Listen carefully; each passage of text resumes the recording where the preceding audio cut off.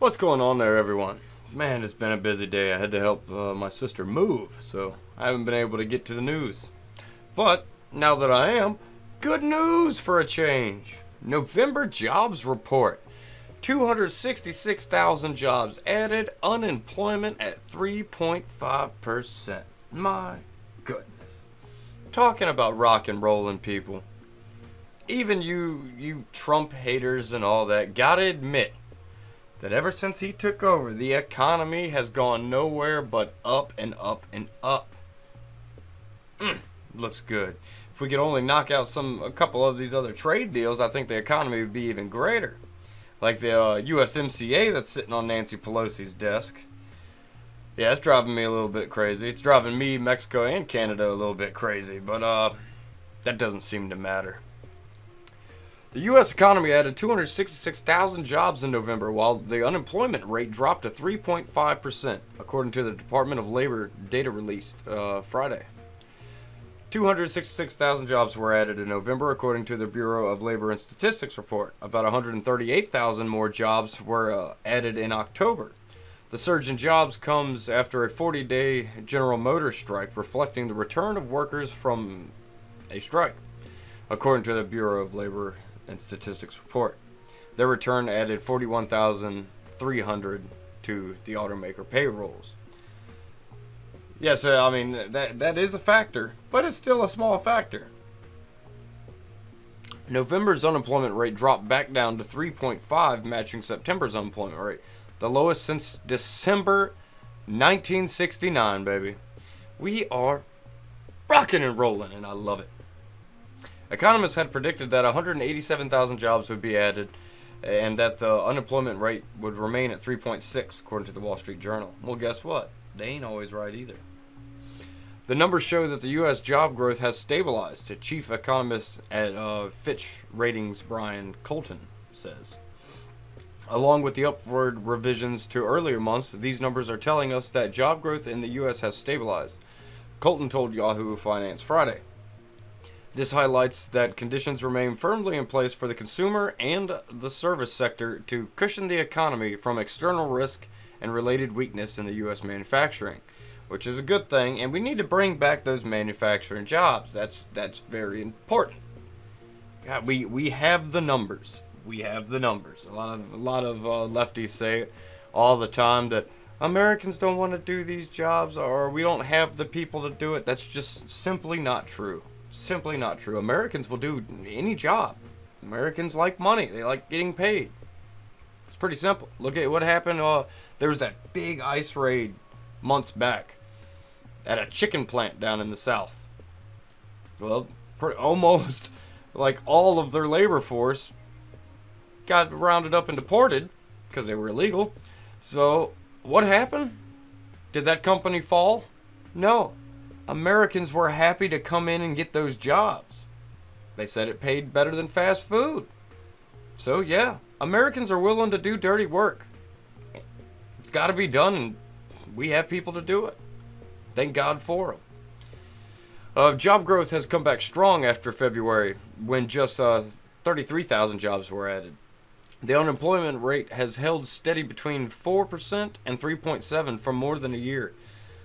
Before the April's job reports showed it dropped to 3.6 prior to April's report. The consistent unemployment rate suggests that workers are jumping back into the workforce to fill open jobs rather than workers who are currently collecting unemployment welfare, according to the Wall Street Journal. And that's another thing. The Trump administration's trying to put harder restrictions on getting welfare, which I agree. You know, it is a little too easy. There are certain there's like federal mandate, I believe, that you have to be working in order to receive any welfare. And there's a lot of places, City of Hopewell that I live near, yeah, they don't do that. I know a lot of people that don't have jobs that are on welfare. Driving around in Cadillacs. Makes no sense. Makes no sense at all. But yeah, and it's also, you know, people are freaking out about that welfare thing. Like, oh, he's attacking minorities. No, he's not. He's not at all. He's not attacking people with children that get welfare. You know, they're not going to be bothered at all. There's certain situations where you're not going to be bothered. If you have a job and you're collecting anything, any stipend, then you're still going to be able to collect it because you're still working. You know, you're providing something, and you're getting something back, a little something extra. But it's just mainly to the single people who are abusing the system, like in California. A lot of young people, millennials, and some of the Zoomers are going out there just to get. They know they'll get like $300 a month on their food stamp card for nothing. They don't have to have a job. They can just go out there and live on the streets. Yeah, look at how well that's working out. Look at how well that's working out. But, short video, I just wanted to say kudos to the Trump administration for deregulating our economy to a point where we are booming and seeing constant improvement. It may be small, but it's constant. That's something we haven't seen in a long time. And you know, a couple months ago, the media, mainstream legacy media, was going all kinds of crazy. Oh, we're gonna hit a recession. This, that, and the other. This, that, and the other. Well, that's not true either. And I think y'all can see that now. Just shows. Don't listen to the media because they're lying. They're fear mongers. What they were trying to do is talk up a recession. If we talk about it and talk about it and talk about it, people think it's true. The markets will think it's true. Everything can collapse. It's that easy to collapse a market. All you have to do is put the seed of doubt. That's all you have to do. Is just say one thing. Have a couple of media companies say one thing, and it can sway the whole market. Which is, when the media did that, was terrifying and irresponsible. Any bad thing you could say about them doing that could be said and would be fine, because whoa, they were actually trying to tank the U.S. market just because they got Trump derangement syndrome. Orange man bad. Who was it? Bill Maher, who I don't like at all. I really don't. I know he's said some pretty good things lately, you know, talking crap about social justice warriors and cancel culture and all, and there's this extreme woke culture that's happening. And yes, I'll give him credit for that. But that's about all the credit I'll give him, because he's really still just a crazy liberal himself. And he did say, straight out of his mouth on television, that he wishes for an economy to get rid of, or for the economy to fail, an economic crash, a recession, just to make Trump look bad. Yeah, while he's sitting on millions and millions of dollars, can ride through any recession quite comfortably.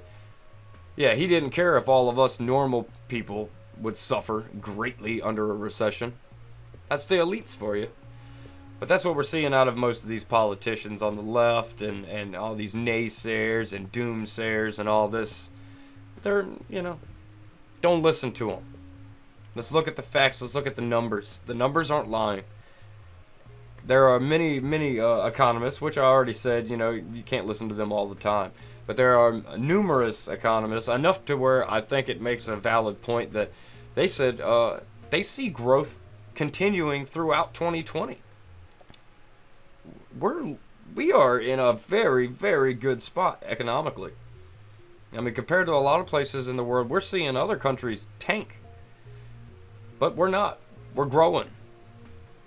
That's awesome. That is awesome. And all I can say is America. Number one, as usual. Yes. But, yeah. I'd love to hear your comments on this. You know, this is something that everyone benefits from. When the economy is doing good, everyone gets to feel a little bit of pressure lifted off them. At least that's how it's supposed to be. But we have seen many tax cuts and all this stuff. I think the average U.S. Middle-class family is getting an average of $5,000 extra a year because of tax cuts under the Trump administration. And so we're doing good. We're doing good. And I think we're going to see a lot better in the future, especially if we can get another 4 years of this administration. Because conservatives, I don't think all y'all understand how important this particular situation, getting Trump elected, was for the Republicans in general. The Republican Party was dying. Seriously. Like, I told y'all before, I came from being a liberal as a youth. And you know, as you age, most people do start to lean a little bit more conservative on certain things. You know, some people do, some people don't. Seems that the consensus is the older you get, the slightly more conservative you get. That's pretty much what happened with me. But another thing I saw that was happening is there was a lot more younger people coming to the Conservative Party and tweaking it. But I don't think that's as bad as I thought it was going to be. The way they're tweaking it is... they're growing the party in a positive light, you know. We've seen a slight trend with conservatives going more towards the center, and that's not a bad thing. That's not a bad thing at all. I think it's actually going to open up the Conservative Party a lot more to a lot more people, you know. There are certain things that were just... I don't think they were wrong. I think pretty much the conservative opinions on most things have been very spot on and accurate. But there were some areas where we could have discussions on, do we need to be so strict on certain things, you know, and we can have that discussion in another video. But for now, everything's rocking and rolling. We're booming. Everyone should be happy. If anything changes your mind about the Trump administration, let it be these numbers. Because this is what matters. This is what truly matters to most Americans is, can I work? Can I get a job? Can I provide for my family? Can I, you know, all that.